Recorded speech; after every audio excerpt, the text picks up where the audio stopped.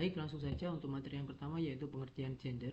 Menurut Umar, gender adalah suatu konsep yang digunakan untuk mengidentifikasi perbedaan antara laki-laki dan perempuan. Dilihat dari segi sosial budaya, psikologis maupun non-biologis. Sedangkan menurut Fakih, gender adalah suatu sifat yang melekat pada kaum laki-laki maupun perempuan yang dikonstruksikan secara sosial maupun kultural.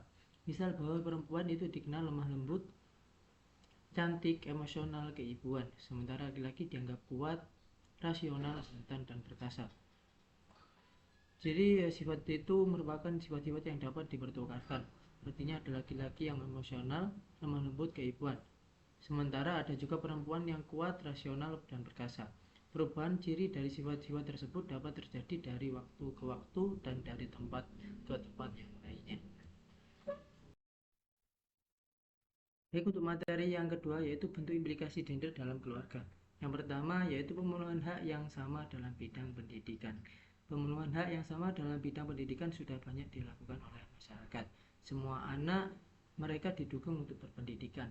Berangkat dari persepsi masyarakat bahwa pendidikan merupakan investasi bagi mereka dan anak-anaknya, sehingga tidak ada batasan gender untuk memenuhi hak anak dalam bidang pendidikan, baik bagi anak laki-laki maupun anak perempuan.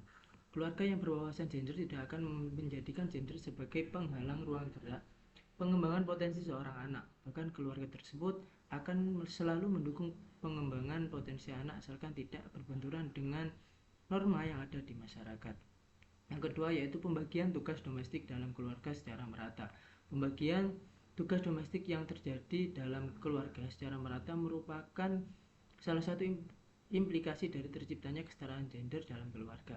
Implikasi kesetaraan gender dalam keluarga, khususnya dalam pembagian tugas domestik secara merata, dapat dikatakan berhasil dan terlaksana apabila sudah tidak ada dikotomi pekerjaan antara laki-laki dan perempuan, selama keduanya sama-sama bisa mengerjakan tugasnya dengan baik, sehingga sangat diperlukan adanya kerjasama dari pihak laki-laki untuk mewujudkan kesetaraan gender dalam keluarga.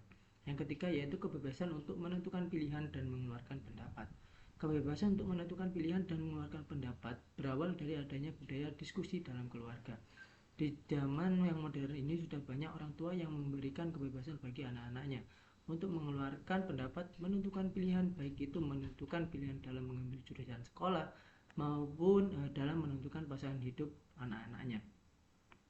Pada dasarnya masyarakat sudah mengaplikasikan salah satu ciri dari pendidikan keluarga berbasis gender. Hal ini dibuktikan dengan adanya kebebasan berpendapat dan dalam menentukan pilihan dalam keluarga. Melalui pendidikan gender dalam keluarga, tentu anak akan mewarisi nilai-nilai yang diajarkan dalam keluarga dan mengaplikasikannya di lingkungan terdekat dengan anak. Yang keempat yaitu kebebasan dalam mengambil keputusan. Kebebasan dalam mengambil keputusan mendorong terjalinnya sikap saling menghargai dan menghormati antara anggota keluarga. Implementasi kesetaraan gender telah banyak dilakukan oleh masyarakat di dalam keluarganya. Hal ini dibuktikan dengan pemenuhan hak anak yang sama dalam bidang pendidikan, baik pembagian tugas domestik dalam keluarga secara merata, kebebasan untuk menentukan pilihan dan mengeluarkan pendapat, kebebasan dalam mengambil keputusan baik anak laki-laki maupun perempuan, sehingga secara tersirat kesetaraan gender telah diterima oleh masyarakat dan telah diterapkan di dalam keluarga. Baik, untuk poin yang ketiga yaitu bentuk bias gender dalam keluarga. Perilaku bias gender muncul karena ketidakadilan gender. Faktor ini diakibatkan karena sistem dan struktur sosial yang menempatkan kaum laki-laki dan perempuan pada posisi yang merugikan.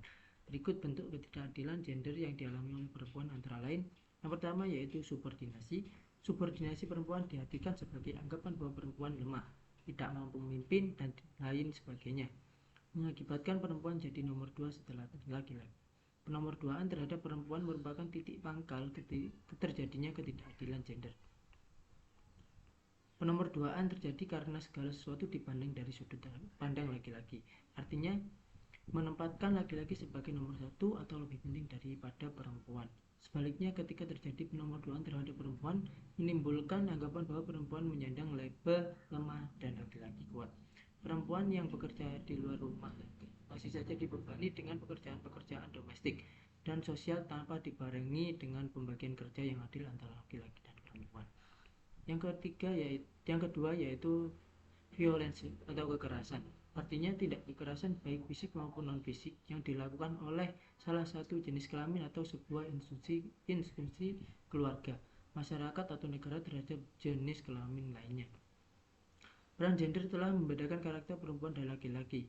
Perempuan dianggap feminim dan laki-laki maskulin. Karakter ini kemudian mewujudkan dalam ciri-ciri psikologis, seperti laki-laki dianggap gagah, kuat, berani, dan sebagainya. Sebaliknya, perempuan dianggap lembut, lemah, penurut, dan sebagainya. Kekerasan timbul karena adanya anggapan bahwa laki-laki adalah pemegang kekuasaan dan dominasi terhadap berbagai faktor kehidupan. Sehingga yang terjadi adalah relasi kuasa yang timpang antara laki-laki dan perempuan. Kekerasan fisik misalnya pemukulan, penganiayaan, dan pembunuhan. Kekerasan psikis seperti penghinaan,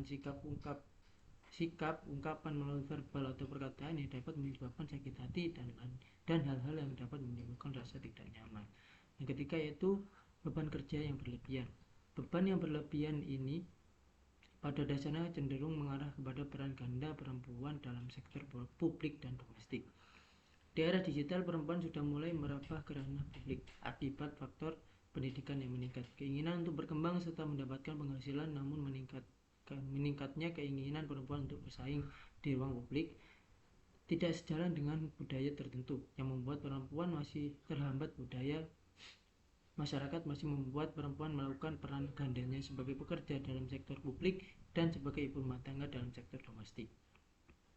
Bahwa peran ganda ini dapat terlihat pada seorang perempuan atau istri yang bekerja di luar rumah, sehingga mereka harus berupaya untuk menyeimbangkan baik kehidupan rumah tangganya maupun menghasilkan uang. Hal ini tentunya memberatkan perempuan semata dengan dua tugas, sementara laki-laki hanya tugas untuk mencari nafkah. Padahal pekerjaan rumah tangga seperti memasak, mencuci, dan sebagainya pada dasarnya dapat dilakukan siapa saja, laki-laki sekalipun, dan juga merupakan tanggung jawab seluruh anggota keluarga. Materi selanjutnya adalah faktor ketidakadilan gender dalam keluarga. Kesetaraan dan keadilan yang seharusnya seimbang menjadi dominan pada salah satu pihak dalam relasi yang ada di dalam rumah tangga, dikarenakan sistem budaya yang telah mengakar atau tidak bisa dipungkiri, kebanyakan suku di Indonesia lebih banyak menganut budaya patriarki yang berimplikasi adanya pembatasan terhadap peran yang didapatkan ibu, anak perempuan, ataupun wanita dalam masyarakat. Berbagai faktor yang menjadi dasar dalam ketidakadilan yang paling besar yaitu sifat arogansi yang dimiliki oleh laki-laki sangat tinggi, sehingga menganggap bahwa hanya mereka yang bisa memberikan kesempatan terhadap pihak perempuan untuk terlibat. Adanya asumsi yang menjadi hal lumrah bahwa laki-laki merupakan pencari nafkah utama dalam rumah tangga, kultur yang selalu memberikan dominasi pada laki-laki yang telah mengakar beserta norma atau hukum yang cenderung bersifat diskriminatif, serta tidak adanya perlindungan terhadap wanita yang menerima perlakuan tidak menyenangkan, dan kemudian menjadikan citra baik yang berdampak terhadap keluarga dan masyarakat. Hal-hal yang demikian mempunyai kesimpangan terhadap perempuan yang berujung ketidakadilan, seperti seharusnya mereka dapatkan dalam keluarga maupun masyarakat. Selanjutnya yaitu dampak ketidakadilan dalam keluarga. Salah satunya yang kami pahami itu adalah tidak harmonisnya keluarga tersebut, karena banyak implikasi yang mempengaruhi faktor dalam pembentukan bias gender. Pasangan suami istri yang sama-sama memiliki pekerjaan memiliki faktor ganda yang merepotkan dalam menyesuaikan tugas-tugas dalam keluarga. Nah, jika salah satu pihak tidak bisa berkoordinasi seperti halnya suami yang lebih mendahulukan pekerjaannya di luar rumah sehingga mengabaikan pekerjaan yang seharusnya dilakukan bersama-sama dalam rumah tangga. Karena si suami ini menganggap bahwa persoalan dalam rumah tangga merupakan tanggung jawab seorang istri, maka diperlukan alternatif untuk menyelesaikan segala permasalahan yang ada pada pembiasan gender ini. Nah, banyak sebenarnya dampak-dampak yang ada di Indonesia ini, namun yang paling menonjol adalah dampaknya ketidakharmonisan dalam keluarga atau disharmonisasi.